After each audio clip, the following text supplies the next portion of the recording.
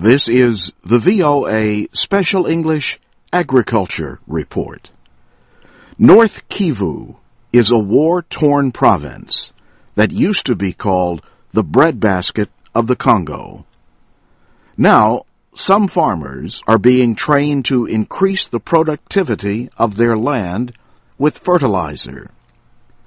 The International Fertility Development Center is supporting the project. The IFDC is a non-profit group based in the United States. The project includes planting trees. Trees help prevent the loss of soil through erosion. They also provide charcoal for fuel, and they provide fertilizer in the form of leaves. These get plowed into the soil. Other farmers are experimenting with chemical fertilizer. The farmers use a mixture of chemical and organic fertilizer. They also use improved seed. They say they have succeeded in growing 3 or 4 times as much maize, rice, beans, and potatoes.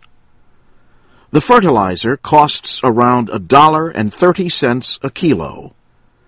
But workers from the IFDC say if it triples a yield of potatoes, for example, it means twice the profit.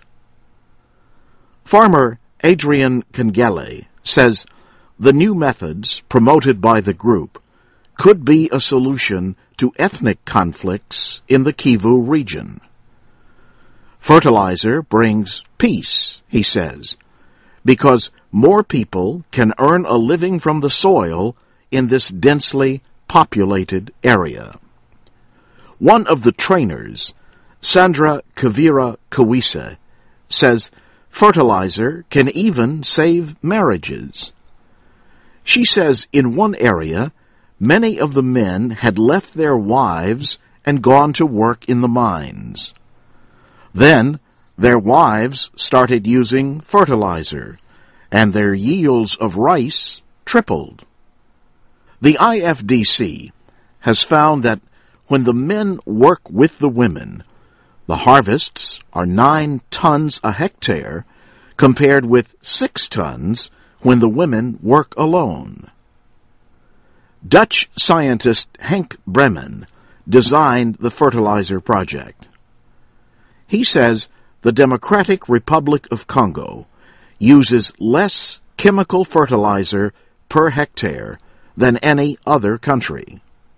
Mr. Bremen suggests 2 reasons.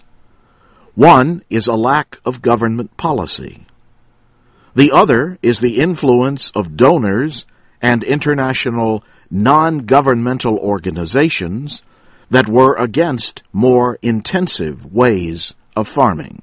There has been a period of about 20 years where donor support was dominated by policies that looked for other ways of developing agriculture than the intensive way elsewhere.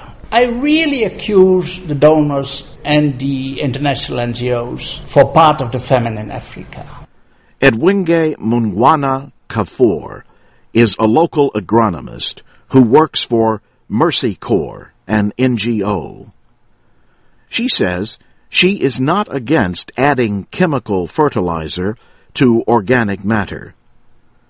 But she says land can become dependent on chemical fertilizers and no longer produce without them.